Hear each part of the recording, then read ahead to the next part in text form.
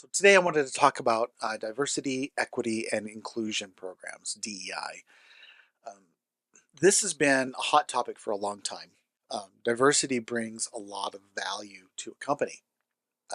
The conversation that's been going through about it since has been that these programs that have been put in place haven't really been working. Now, the information that I'm going to be bringing forth and the stuff that I'm going to be discussing, you can find in an article entitled Reframing the DEI Case. This is by Veronica Root Martinez, and she is a professor of law at Duke University. And she makes a lot of really good examples. I'll provide a link in the description so you can see this. Let's talk about why DEI is so important. First off, there is the business case, right? Um, there have been several research papers that have been written that have identified that diversity within an organization provides more productivity and more profitability. Companies are able to reach more markets, they're able to reach more people, they're able to reach more decisions, and they make better decisions going forward because of the diversity of the teams that are there. The second is a legal case. Foundationally, the Civil Rights Act, which is Title VII, which everyone is very well familiar with. If you've taken any kind of discrimination training or anything like that, you know that this is the foundational legal case for protecting groups based on race, religion, color, ethnicity, belief system, and national origin. Right? These are the groups that cannot legally be discriminated against. In a speech by President Johnson, says you can't make this change, then expect everything to immediately be perfect.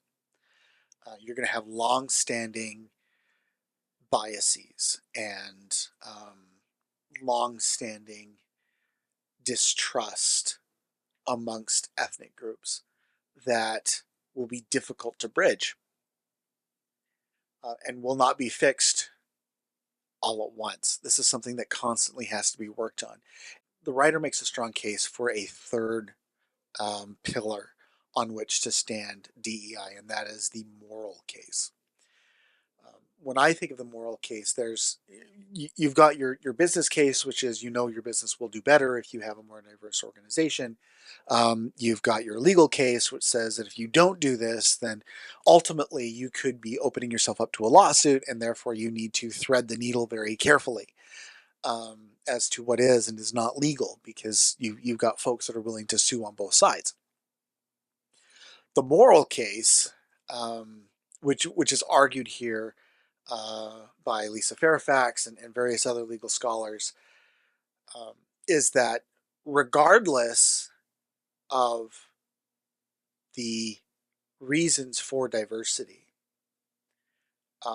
advocates need to morally be justified in being willing to include others. We want to include people and this is me rephrasing, we want to include people because it's the right thing to do, because they are people. They're not numbers.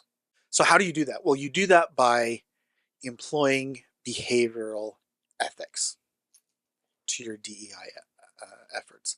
That means that you're going to be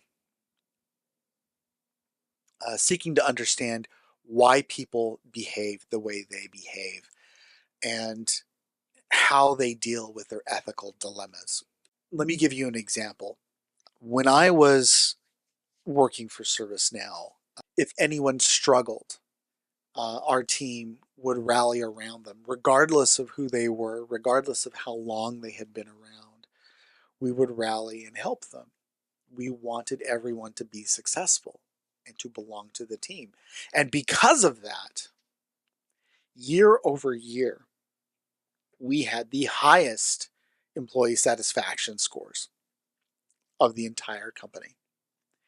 And it was amazing. And that's why I loved my team, because as a group, they felt it morally and ethically right to look after one another.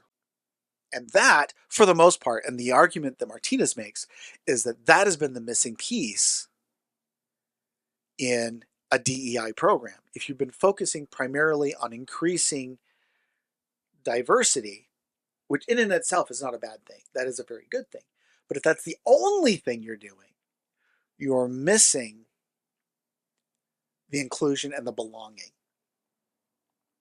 And because you miss the inclusion and belonging, diversity itself doesn't work. You're forcing someone to come in with a diverse point of view and mask that point of view in order to fit in, as opposed to be included and be heard and be listened to. Take a look at it. Let me know in the comments whether or not you agree or disagree. Let me know what your point of view is. I would love to read them and respond. I love reading comments. If you like what you see, if you like what you're seeing, hit subscribe and hit the like button and enjoy your learning journey.